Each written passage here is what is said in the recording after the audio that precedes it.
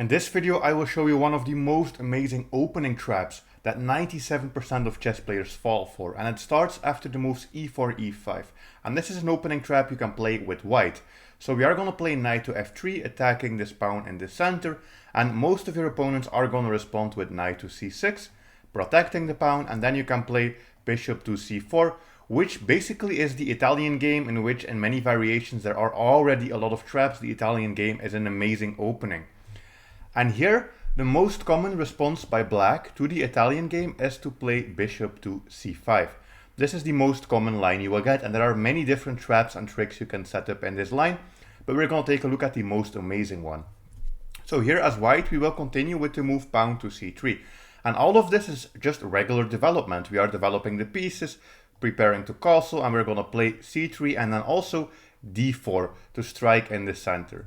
Most players with the black pieces will play knight to f6, attacking your pawn, because this one is actually not protected right now, and that is also part of the trap. We are going to play pawn to d4, and pawn to d4 is basically a forcing move, and from this point onwards, basically the trap has already been set, and it's really hard for black to deviate from it, because the trap is very tempting. We are attacking both their bishop and also their center pawn. So basically black doesn't really have a choice, because if they move the bishop, we're always going to capture this pawn for free. So black will capture, and now we can recapture with this pawn again, attacking their bishop. And at this point, the most played move by black is bishop b4, giving this check, because this looks very tempting and it's also the best move. Because black doesn't really have anything else. We have a strong center, we have two developed pieces, and if black were to move the bishop back here, which is also played sometimes, we would actually have pawn to e5, attacking the knight. The knight has to move, for example here, but then we can attack it with the queen, and black is basically already in trouble. Most players here try to defend with pawn to d5, attacking both our bishop and protecting the knight, but you can capture this en passant, and then again you have this threat, and the knight is even pinned to the enemy king. So yeah, a lot of troubles for black in this variation. So basically almost everybody will give you this check. And now we are going to set up the trap. So we're going to play knight to c3. And with knight to c3 we are setting up the trap, because basically we are protecting from the check by moving our knight, but we're also pinning our own knight to the king. Our knight cannot move. And that means that this pawn on e4 is basically free. Black can take this. So almost everybody with black will capture this pawn for free. And black is still fine, it's good for black to capture this. But now we are going to continue with the trap by playing castles. And black is going to think, well, I just captured this pawn with my knight, I'm just going to capture this knight, and then after he recaptures, I can basically capture here another pawn for free, and then this might fall, and then this rook is under attack. So this looks very, very tempting for black. And here we are at move 9, and basically black loses in almost every single variation. The only move that saves black, which we are going to cover at the end of this video, is pawn to d5. But even against this you can still play some amazing traps, and only 3% of players find pawn to d5. Every single other legal move is losing. Most players go for bishop takes c3, which is just devastating, and every line basically is devastating for black, but this seems logical. Black has up 2 pawns and they're also attacking our rook. And now we have an amazing trap here that most people don't even know if they play the white pieces, and that is to play bishop to a3. And the goal with bishop to a3 is to prevent your opponent from castling, because right now castling is illegal, because black would be crossing a square that is actually under attack. And at the same time you can see we have 2 bishops lined up here, and we can also give a lot of checks with other pieces as well. So this is looking quite devastating for black. Most players with black will capture your rook on a1. Even if they don't capture your rook, we're going to take a look at that as well. Black is basically almost always losing.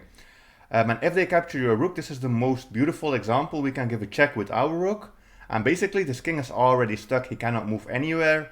So most likely black is going to defend with the knight. We are going to take again with check, and this is protected by the bishop. And the only legal move is to sacrifice the queen and maybe go for a variation like this, where as white you are just winning, because this king is out in the open. We have a bishop, a knight, we have a queen, we can start giving checks, and it's basically impossible to defend this from the black side. But there are some other really interesting variations you also need to know if you want to be able to play this opening successfully. The next most important thing is basically black. If black captures your rook, well, the game is quite easy to win because we can just give this check and we have this easy pattern. But black can try to do something else as well.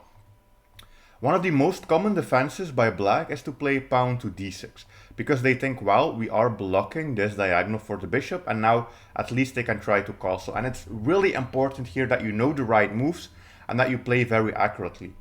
And rook to c1 is basically the only line here that still keeps an advantage for white. Rook to c1 attacks the bishop, so black has to move the bishop. And if you take a look at this, black actually barely has any squares for the bishop. Moving it here is losing. Capturing here in the center, of course, is also losing because, well, black would just be losing a full piece. So the only real moves for black are bishop b4 and bishop a5. Both of them also devastatingly lost because if they play bishop a5, it's really important to know this move queen to a4. Queen to a4 attacks the bishop, also pins this knight. And then basically whatever black does, most people will castle, but whatever they do, we're going to push pawn to d5, attack the knight. The knight has to go somewhere, let's say here, and now this bishop is free. But you can always capture this knight first, they capture back, and then you can capture this bishop.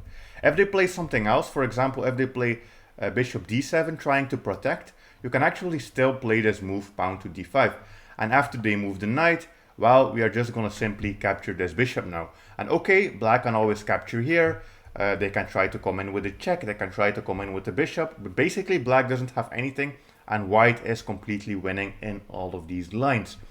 Then there is another really important variation you need to remember. Black plays this bishop to b4. So here after we played rook to c1 attacking them, I told you that black only has two squares, a5 and b4. What if they go to b4? Really interesting. We're going to capture. Well, the first thing is if black doesn't capture back, they are just going to be down material, so they're going to capture back. And now you have to see that there's a trick here. We have queen e1 check, and queen e1 check attacks the knight, also attacks the king, so whatever black does, we're always going to pick up the knight. And that is a really common tactical motive as well, the queen sliding over to e1 and then giving this check. Of course, there are other things that black can do. Black doesn't have to defend with d6, but we already took a look at bishop captures loses, pawn to d6 loses, and that's already 90% of games here, and basically everything loses. The most interesting approach by black maybe is pawn to d5, which is a similar idea to what I will show you next, which is the most important thing you need to know if black doesn't fall for their trap. They can play d5, this attacks your bishop, and here you have to do something. Basically the best move is to just move your bishop, pin this knight, and then many players will still capture your rook. Even if they don't, they are losing, but let's say they capture your rook. Well, we are going to give a check with our rook, and then here, well, black probably has to defend with something like bishop e6, and then we can play this move queen to a4. And this is also a really simple tactical motive that you have very often. That is just doubling up on this knight. And whenever black tries to defend with queen to d7, you can always play knight e5 and black's just losing. The best variation is usually to go for something like this and give away the queen. Then now I have to show you one of the most important things, and that is in this opening right here, 97% of people fall for the trap because they will capture or they will move back or whatever.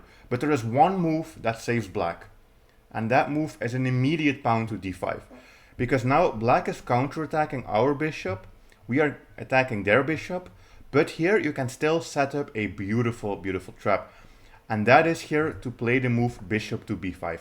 So with bishop to b5, basically again we are pinning this knight, which is a really common tactical motive, and still we are attacking this bishop.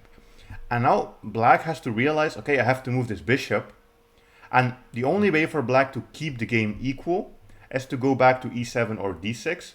Then the game is about equal, slightly better for white, but many players will still think, okay, I can capture a pawn for free here, so that's really nice, but that's a devastating mistake, because here we have bishop a3 again. Bishop a3 cutting off this diagonal, the king can no longer castle, the knight is already pinned, so black is in a lot of trouble. Basically everything black tries loses. Most players try to capture the free rook, seems logical, but then we have rook e1 check, And there is a small difference here because this pawn has already moved forward, so we don't have the simple knight moves back and then we win the queen. Here it's a little bit more complicated, but still easy to win with white.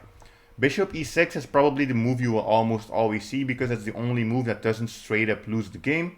So after bishop e6, we're just gonna play queen to a4. Like we have seen before, queen to a4, and now we have a double attack on this knight which is also pinned. So black probably has to defend it, something like queen d7. We are gonna play knight to e5, attack the queen, attack the knight. Black has to do something, and the best line for black is to just capture here. Most players will play something like queen c8, and then you run into this, check, check, check, sacrifice the knight, and then this is checkmate. But most players play that, but they should actually just give away the queen. And this variation here is the best option for black, and black is still completely losing, but you will see that, okay, they actually got a knight and a rook and 2 pawns for the queen. So you could say, isn't this about equal? Well, white is actually still winning, simply because black cannot castle, we still have a queen here, we can activate the rook, and we can cause a lot of damage. If you want to learn many more opening tricks and traps and learn to play the Italian game, you should watch this video next because I have an entire opening repertoire on the Italian game that is just incredible. Thanks for watching, I'll see you in the next video.